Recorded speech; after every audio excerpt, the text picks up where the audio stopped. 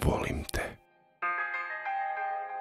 Tako mirno i zauvijek, u dubini srca, u toplini duše, u bistrini zjene, u dodiru ruke, u šapatu usne, bez napora i straha, volim te.